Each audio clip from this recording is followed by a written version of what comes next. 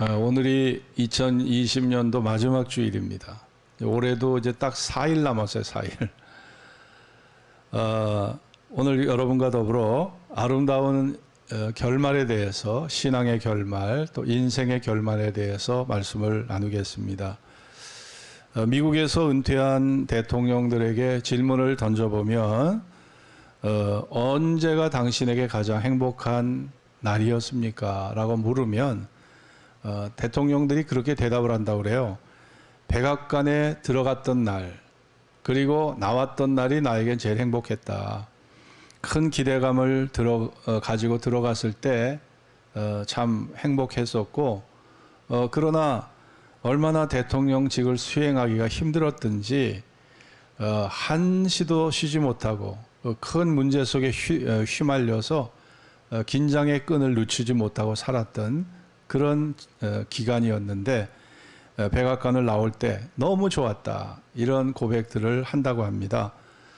우리나라 김영삼 대통령도 5년의 임기를 마친 후에 청와대에서 기자들 앞에 한 말을 여러분 기억하시죠?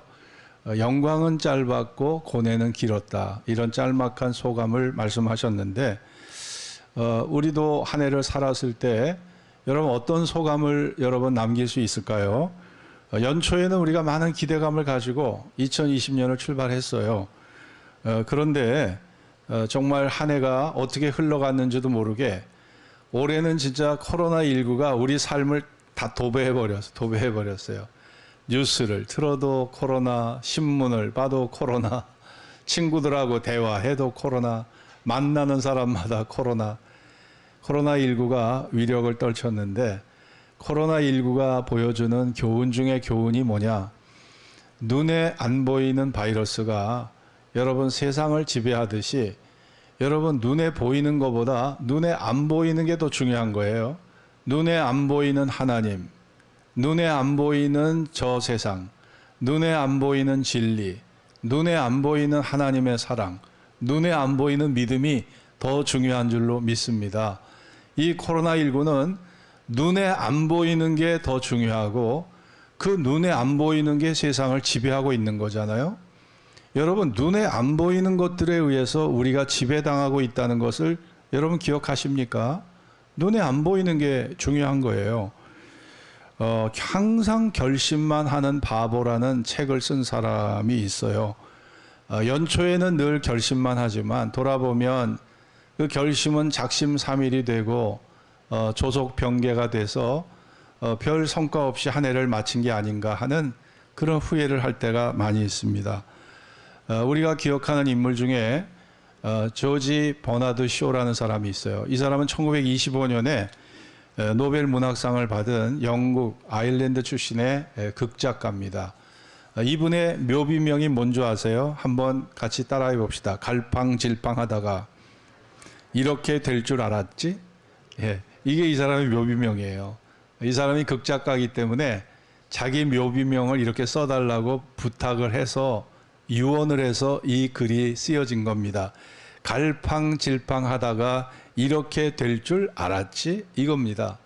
그러니까 우리 인생을 살면서 정말 목표를 가지고 뚜렷한 목표를 가지고 가치관을 가지고 사는 사람이 많지 않다는 거예요.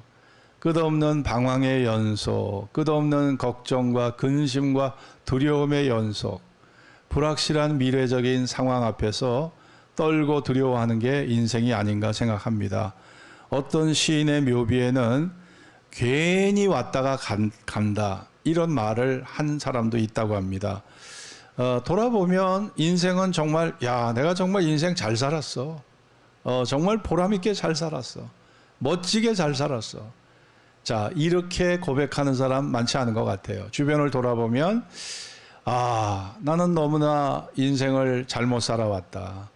너무나 어리석게 살아왔다. 너무나 후회스럽다. 나는 실패한 인생이었어. 저는 이런 소리들을 주변에서 많이 들었던 것 같아요.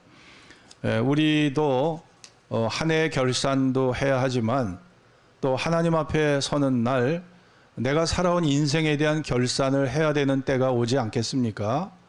우리는 그날을 준비하는 마음으로 살아가야 된다고 생각합니다. 성숙한 기독교인이란 어떤 것일까? 성숙한 기독교인이라는 것은요, 자신이 할 일을 아는 것입니다. 내 사명을 아는 거예요. 내 사명. 내가 평생 몸바칠 정말 사랑의 대상을 아는 것. 또 내가 할 일을 알고 있는 것. 자, 이것이 성숙한 기독교인이 아닐까요? 두 번째는 선한 인간관계를 맺는 것입니다. 주변 사람들과 선하게 살아가는 것, 선하게 사는 것, 선한 인간관계를 맺고 사는 것입니다. 불화하지 않고 대립하지 않고 사는 것이죠. 세 번째는 삶의 뚜렷한 목표가 정해져 있는 것.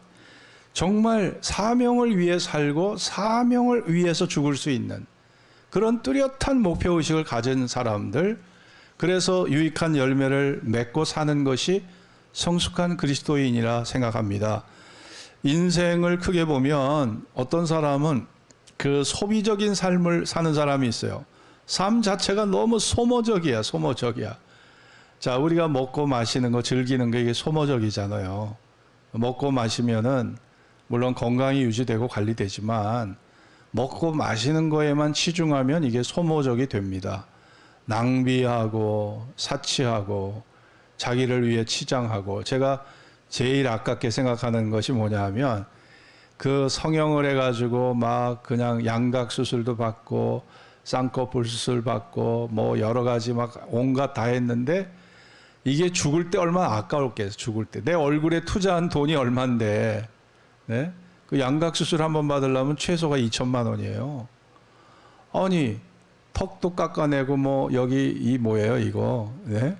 여기 이 저 얼굴에 얼광대뼈도 깎아내고 말이죠. 야, 근데 죽을 때 이거 얼마나 아깝겠어요. 이거 성형 받고 죽은 사람 아까울 것 같아요. 자, 정말 자기를 위해서 마음껏 투자하고 사는 거, 물론 그것도 유익합니다. 그것도 필요한 거긴 하지만 정말 인생을 너무 소모적으로 사는 사람들이 있어요. 그러나 어떤 사람은 정말 생산적으로 살아갑니다. 하나님이 주신 그 시간과 물질과 재능과 열정과 여건을요, 자기를 위해서만 쓰지 않아요. 남을 위해서 유익하게, 또 교회를 위해서 유익하게, 그리고 하나님을 위해서 뭔가 헌신하면서 선한 열매를 맺으려고 그 유익한 삶을 살려고 하는 그런 사람이 있습니다. 어떤 사람, 다른 표현을 하자면 결국은 자기 만족을 위해 사는 사람들, 또 다른 부류의 사람들은 부르심의 사명을 위해 사는 사람들, 딱 두 가지로 나눌 수가 있어요. 자기 만족, 이기적인 본성에 의한 자기 만족을 추구하는 사람이 있는가 하면 하나님의 뜻을 따라 사명을 위해서 이타적 삶을 사는 것, 자기만을 위해 살지 않고 이타적 삶을 사는 것입니다. 자기 만족을 위해 사는 사람들에게는요, 무서운 함정이 기다리고 있습니다. 그 함정이 뭘까요? 따라해 봅시다. 한계, 효용, 체감의 법칙. 여러분 이런 말 들어보세요. 한계, 효용, 체감의 법칙. 자, 아무리 이 말은요, 한계, 효용, 체감의 법칙이라는 것은 아무리 좋은 것도요, 시간이 지나면은 그 좋은 게 시간이 지나면 느슨해지고 맛이 없어지고 재미가 없어지고, 그 내가 느꼈던 그 희열과 감정과 기쁨이 시간이 지날수록 감소가 된다는 거예요. 좋은 음식을 먹고 좋은 자가용을 타고 좋은 집에 들어가서 사는데 항상 좋은 게 아니라는 거예요. 우리가 좋은 자가용 사보세요. 처음에는 야, 나 행복해, 내가 원하는 걸 얻었어, 정말 좋다. 한 뭐 몇 달 지나봐요. 뭐 그게 그래요. 남들이 부러워하는 좋은 화로운 아름다운 집에 들어가서 산다고 해도 처음 1년은 행복해요. 그러나 이 한계, 효용, 체감의 법칙에 의해서 그 기쁨과 만족과 희열이라는 것은요, 시간이 지날수록 내리막길입니다. 점점 내려가요. 나중에는 무의미해져요. 그 좋았던 게, 그렇게 좋았던 게 무의미해진다니까요. 네? 이게 한계, 효용, 체감의 법칙에 의해서 점점 내려와서 나중에 바닥을 치는 거예요. 네? 그러니까 우리가 자기 만족을 위해서 추구해 자기 만족을 위해서 사는 것은요, 이 한계 체감, 한계 효용 체감의 법칙에 의해서 결국 그 사람은요 만족할 수가 없는 거예요. 베르사유 궁을 지은 사람이 누굽니까? 루이 14세잖아요. 아마 여러분 여행을 다녀보셨지만 뭐 영국, 독일, 스위스, 이탈리아 어디 가도 베르사유만큼 호화로운 궁전이 없어요. 베르사유만큼 아름다운 궁전이 없습니다. 그런데 루이 14세가 그 궁전을 짓고 평생 행복하게 살았냐? 아니에요. 이 한계 효용 체감의 법칙에 의해서 나중에 우울증이 걸렸잖아요. 그러니까 루이 14세도 예외가 아니에요. 그 아름다운 그 궁전이 이 사람의 루이 14세의 행복을 보장해 주지 못한 거예요. 그러니까 자기 만족을 위해서 산다는 것은요, 딱 한계가 오는 겁니다. 한계가 오는 거예요. 그러나 사명을 위해 살고 사명을 위해 죽을 수 있는 목표를 가지고 사는 사람들은요, 죽는 순간까지 그 사람에게는 보람이 있어요. 의미가 있습니다. 하나님이 나를 승인해 준다라고 하는 삶의 그런 큰 만족이 찾아오는 거예요. 사도 바울이 그런 만족을 경험했던 것이죠. 사도 바울에게는 그런 은혜가 있었던 겁니다. 자, 6절을 같이 읽읍시다. 관제와 같이 시작. 관제와 같이 벌써 내가 부음이 되고 나의 떠날 기약이 가까웠도다. 이것이 디모데후서가 사도 바울이 남긴 옥중 서신 중에 마지막 서신입니다. 로마에서 순교 직전에 쓴 서신이 이 책이에요. 그러니까 순교 직전에 관제와 같이, 관제라는 건요, 재물 위에다가 포도주를 붓는 걸 말합니다. 포도주를 붓는 거, 이게 관제예요. 내가 관제와 같이 나의 떠날 기약이 가까웠도다. 포도주를 붓는다. 뭐예요? 사도 바울은 자기가 피의 희생, 결국 순교할 것을 예상하고 있었습니다. 야, 내가 이제 죽을 날이 가까웠다. 내가 이제 하나님 앞에 순교의 제물이 될 날이 가까웠다. 요거를 딱 직감하고 있었던 거예요. 그래서 이 글을 쓴 겁니다. 그러니까 하나님 앞에 포도주를 부어 드리듯이 내 생명을 순교의 제물로 하나님의 제단 앞에 드려진다는 것에 대해서 사도 바울이 굉장히 뿌듯한 마음을 갖고 있었다는 겁니다. 여러분, 사도 바울은 다마스커스로 가면서 부활하신 예수님을 만났습니다. 원래 사도 바울은 사울이었어요. 핍박자 사울이었습니다.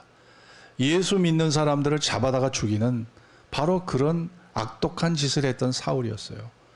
근데 부활하신 예수님을 만나서 사도 바울의 삶이 180도로 변했습니다.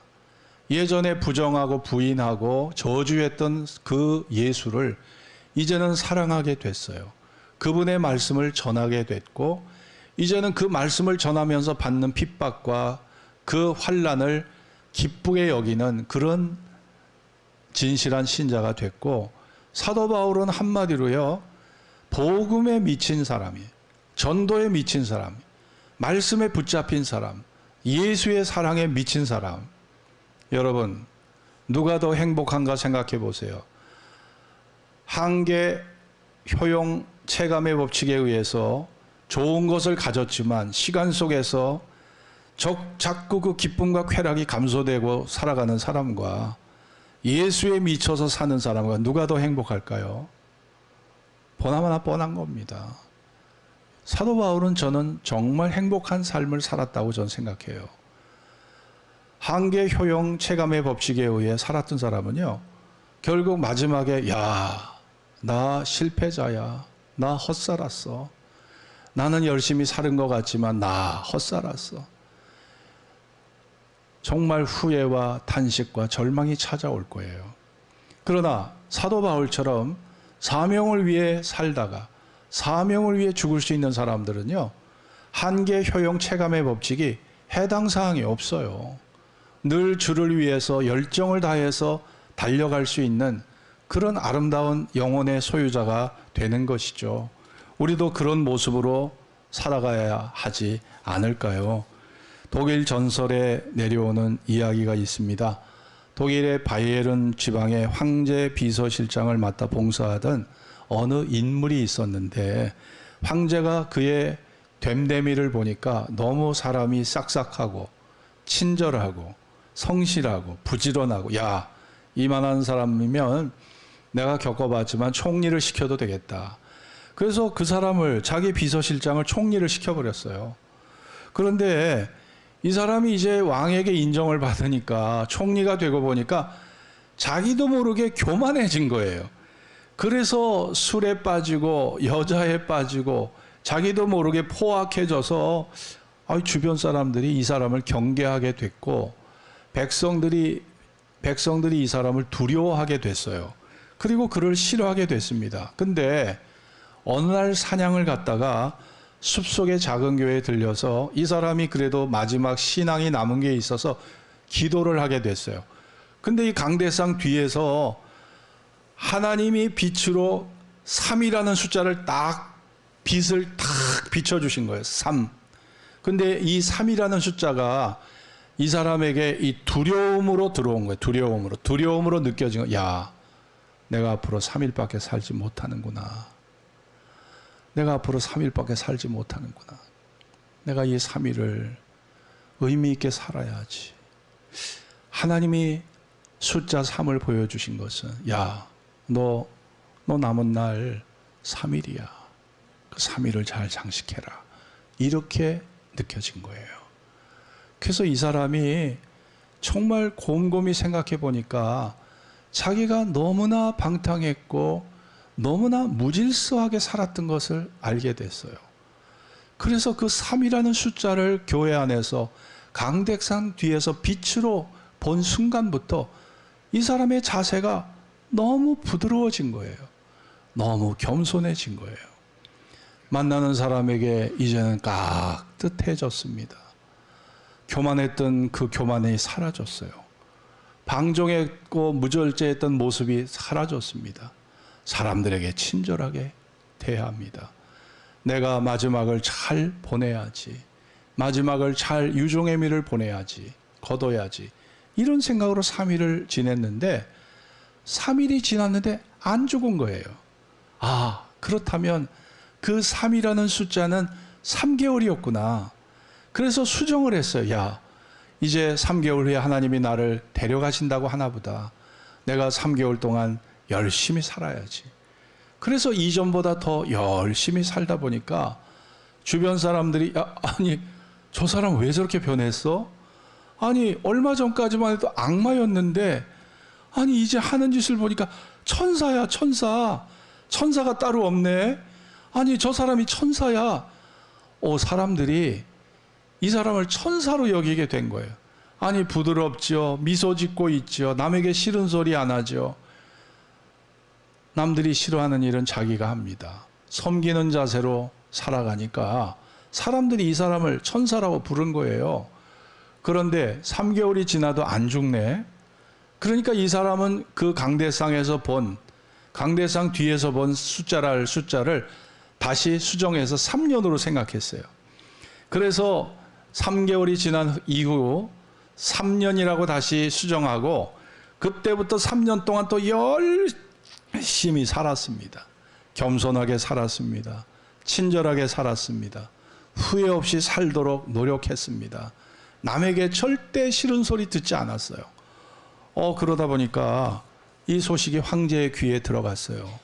그런데 황제가 지켜보고 나니까 이만한 사람이 없는 거예요. 그런데 황제는요, 후계자가 없이 병이 걸려서 죽게 되는 상황에 놓여 있게 됐는데 황제가 유언을 남기기를 내가 지금 세운 이 총리를 나의 대를 이어서 다음 황제로 세우라고 유언을 한 거예요. 그리고 황제가 죽은 거예요. 그래서 3년이 되는 날 이 사람이 이 총리를 했던 이 사람이요 황제가 됐습니다. 그래서 그 황제가 누굽니까? 1314년 프랑크푸르트 제후들에 의해서 신성 로마 제국의 황제로 추대된 루드비입니다. 역사적 인물이에요. 루드비가 하나님이 강대상에서 3이라는 숫자를 빛으로 보여준 것이 야, 너 3년 후에 네가 황제가 된다. 너 3년 후에 황제가 돼. 사실 이걸 보여주신 거예요. 그러나 이 사람은 그 3이라는 숫자를 3일로 내 생명의 수완이 3일만 남았다. 아니 3개월이 남았다. 아니 3년밖에 안 남았다 생각하고 열심히 살다 보니까 황제의 자리에 등극을 했다는 이런 역사의 실제 인물이 우리에게 교훈하고 있습니다. 여러분, 정말 우리가 최선을 다해서 미친 듯이 살아가면 누가 그 사람을 따라갈 수 있겠습니까? 누가 그 사람을 따라갈 수 있겠어요? 2020년 코로나로 시달린 한 해였지만 이제 올해 남은 날 딱 4일 남았어요. 내일이 28일, 29일, 30일, 목요일이 30일, 마지막 날이에요. 여러분, 오늘 하나님께서 여러분에게 4라는 숫자를 보여주시고 야, 너 이제 그만 와라. 너 남은 날 딱 4일 남았다. 너 2020년까지만 살아. 너 더 살아봐야 너 좋을 거 없어. 2020년까지 살아. 하나님이 저에게 딱 4일을 살게 하신다면요, 저는 첫 번째 유서를 쓸 것 같아요. 유서를 쓰고 그동안 감사했던 일들, 또 사랑했던 일들을 쓰고, 또 제가 잘못했고 또 후회할 만한 것들을 써서 용서를 빌고 고백을 할 것 같아요. 그리고 저는 하나님 앞에 사람 앞에 의미 있는 한 가지를 할 것 같아요. 하나님과 사람 앞에 제가 딱 4일만 남았다면 제가 가진 재산 중에 단돈 2천만 원이라도 제가 그것을 구별해서 해외에다가 교회당 하나를 제 이름으로, 물론 주님의 이름이죠, 제가 기부해서 헌신해서 제가 하나님 앞에 딱 4일을 남기고 있다면 기부를 한다든지, 아니면 어려운 사람에게 이 구제금으로 2천만 원을 전달한다든지, 그래서 정말 제 수명이 딱 4일을 남기고 있다면 저는 그렇게 의미 있는 마지막 일을 딱 한번 하고 갈 것 같아요. 여러분, 그렇습니다. 루드비라는 사람이 하나님 앞에 받은 그 3이라는 숫자의 의미를 본인이 생각하면서 나의 날이 3일밖에 안 남았다라고 생각하는 그 절박한 마음으로 살아갔을 때 그 인생이 변했던 것이거든요. 여러분과 저도 정말 그런 최선을 다해서 의미 있는 삶을, 소모적인 삶이 아니라 생산적인 삶을, 그리고 자기중심적인 삶이 아니라 내가 사명을 위해 사는 그런 삶을 살아간다면 우리의 미래가 희망이 있지 않겠습니까? 자, 7절을 같이 읽겠습니다. 내가 선한 싸움을 싸우고 나의 달려갈 길을 마치고 믿음을 지켰으니. 네, 내가 선한 싸움을 싸웠다. 싸웠다는 거죠. 그 싸움은 어떤 싸움이었나? 내용적으로 살펴보면 죄와의 싸움이에요. 죄와의 싸움. 자신과의 싸움이에요. 사도 바울 안에도 교만이 있었겠죠. 과거의 옛 습관과 옛 방식이 있었겠죠. 성화되지 못한 부분들이 사도 바울에게도 있었을 거예요. 사도 바울도 사도행전에 보면 바나바와 싸우고 심히 다투어 갈라서 버렸잖아요. 사도 바울에게도 혈기가 남아 있었던 거예요. 아니 하나님이라면서 싸울 게 뭐 있어요. 근데 사도 바울이 1차 전도 여행을 하면서 마가가 중간에서 가버렸잖아요. 중도 하차를 하니까. 그런데 2차 전도 여행을 가려고 할 때 바나바는 이 관용의 사람이기 때문에 그래도 마가만한 사람이 없으니까 마가 또 데리고 갑시다. 그랬더니 사도 바울이 혈기를 부리면서 아니 그 자식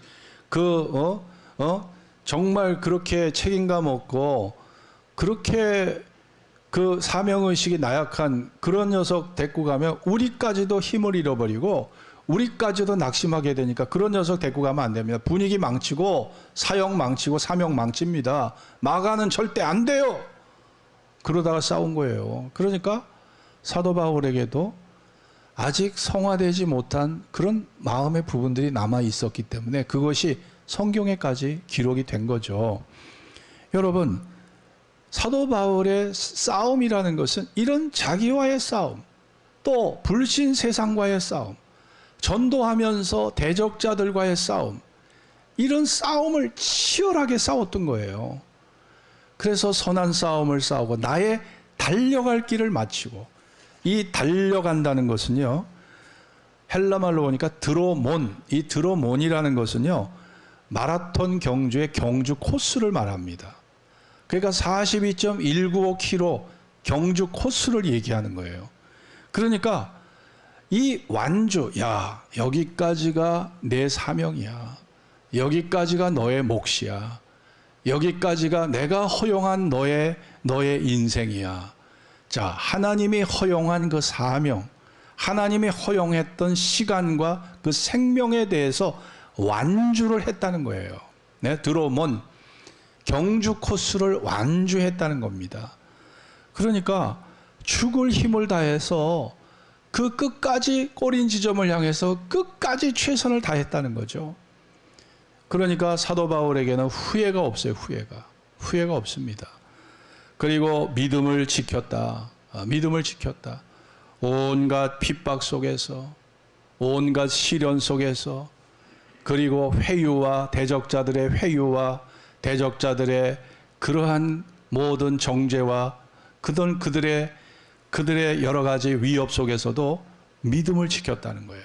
사도 바울의 시대는요, 지금하고는 비교가 안 돼요. 네? 아니, 예수 믿다가 걸리면 감옥에 집어넣잖아요. 사람을 죽이잖아요. 끓는 기름가마에다 사람을 던져버리잖아요. 동물들에게 밥이 되도록 동물들에게 던져버리잖아요. 사도 바울이 전도했던 시대가 그런 시대였어요. 예수 믿는 사람들은 사람 취급을 안 해요. 인권이라는 게 없습니다. 그냥 아주 그냥 사람을 동물 취급해서 그냥 사람을 죽여버리던 시대입니다. 이런 시대에 사도 바울은 믿음을 지켰다. 참 대단한 고백이에요. 믿음을 지켰다. 여러분, 오늘 이 본문을 내려가서 9절 11절을 보겠습니다. 너는 어서 시작. 너는 어서 속히 내게로 오라. 대만은 이 세상을 사랑하여 나를 버리고 데살로니가로 갔고, 그레스게는 갈라디아로, 디도는 달마디아로 갔고, 누가만 나와 함께 있느니라. 내가 올 때 마가를 데리고 오라. 저가 나의 일에 유익하니라. 할렐루야. 자, 여기 보세요.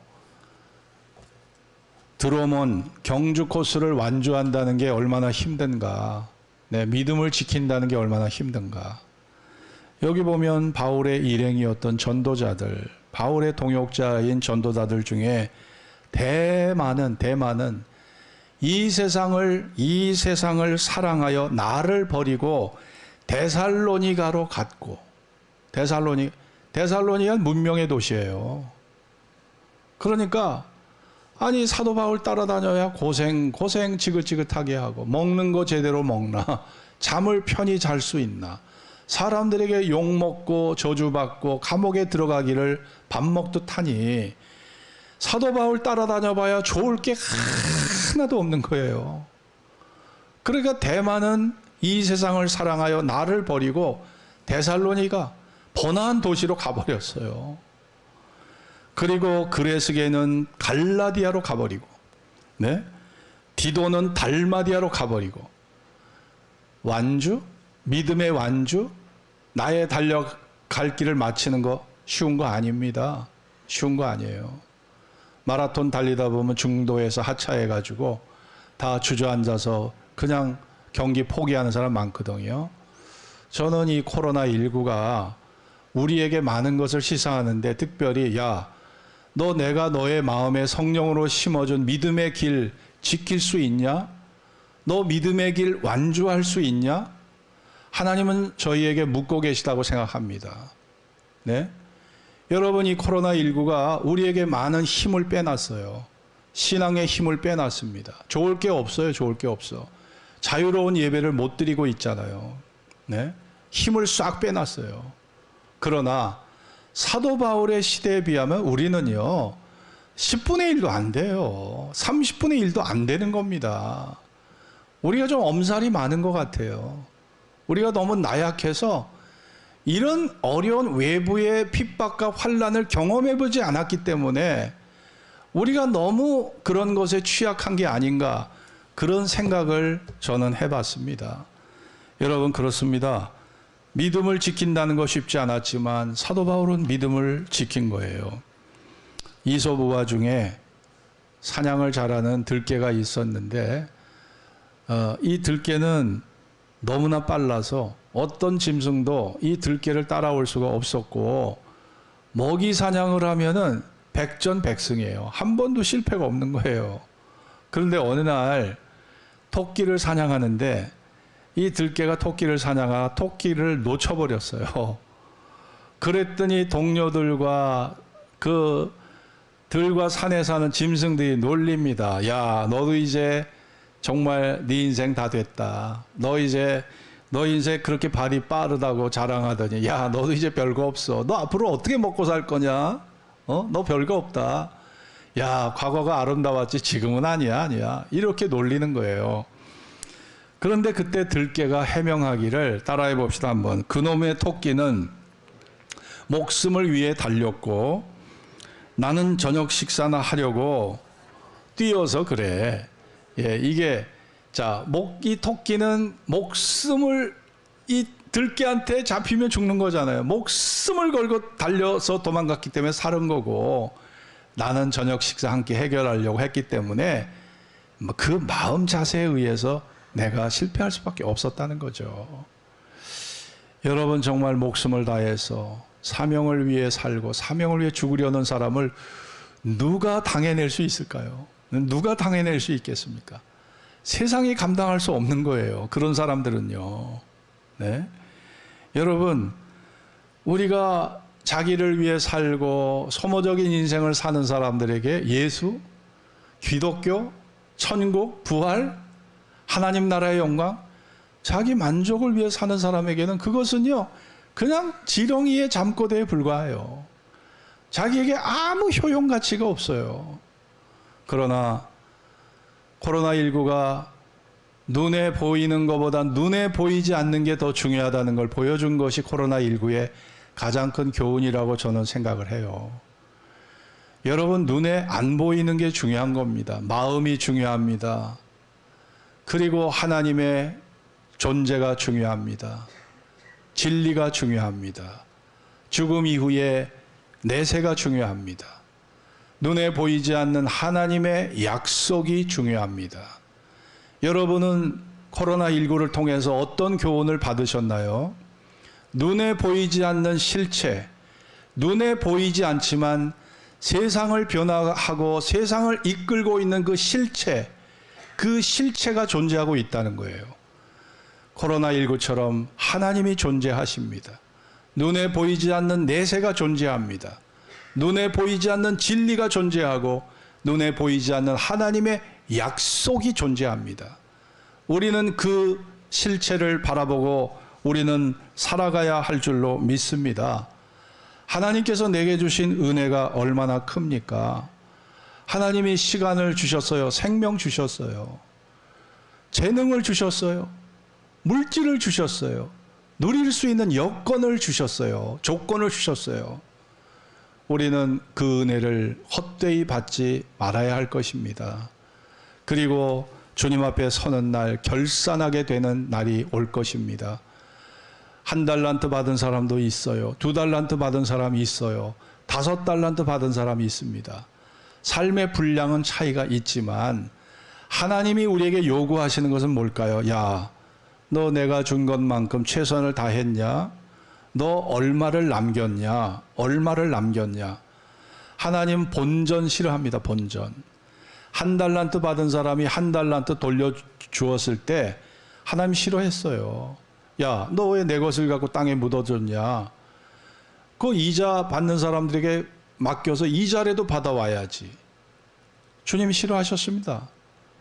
여러분, 본전 싫어하셔요. 여러분이 2를 받았으면 2만 남기면 돼요. 5을 받으셨으면 5을 남기면 되는 거예요. 하나님은 최선을 다하는 그 자세를 원하시는 것입니다. 여러분과 저에게도 언젠가 마지막 종착역, 목표 지점에 도달할 순간이 올 것입니다. 우리는 그날을 대비하고 살아가야 돼요. 올해 벌써 마지막 주, 실감이 나지 않지만 마지막 주, 올해 2020년은 이제 딱 4일 남았어요. 4일. 여러분, 앞으로 내 삶에도 마지막 결산의 때가 온다는 것을 기억하고, 잘하였도다 착하고 충성된 종아, 내가 작은 일에 충성하였음에 많은 것으로 내가 내게 맡기리니 내 주인의 즐거움에 참여할지어다. 우리가 바라는 것은요, 그 칭찬이에요. 그 칭찬, 하나님이 나를 인정해 주는 그 인정을 받으려고 우리가 몸부림을 치는 거예요. 딴 거 아닙니다. 우리가 죄 짓는다고 구원 못 받습니까? 아니에요. 구원 받아요. 예수 그리스도의 은혜로 구원 받지만 우리는 하나님 앞에 받을 그 칭찬, 충성된 종이라고 여겨주시는 그 인정을 받기 위해서 몸부림을 치고 최선을 다하는 것입니다. 사도 바울처럼 우리도 마지막 날 이런 아름다운 고백을 남기고, 후손들에게 남기고, 내 자신 앞에 남기고, 정말 내 인생은 실패자와 후회와 탄식으로 마감하는 것이 아니라 이런 아름다운 승리의 고백을 할 수 있는 그런 저와 여러분이 될 수 있기를 주의 이름으로 축원합니다. 기도하겠습니다. 오늘 주신 말씀을 기억하면서 정말 우리가 소모적 인생 살지 말고 생산적 인생으로 살아가야 합니다. 자기중심적 인생이 아니라 사명을 위해 살고 사명을 위해 죽을 수 있는 인생을 살아가야 합니다. 사도 바울, 불쌍한 자일까요? 아니면 우리가 흠모해야 될 대상일까요? 사도 바울은 결코 불쌍한 자가 아니에요. 우리가 사모하고 부러워해야 될 존경의 대상입니다. 왜냐하면 가장 최선의 삶을 살았습니다.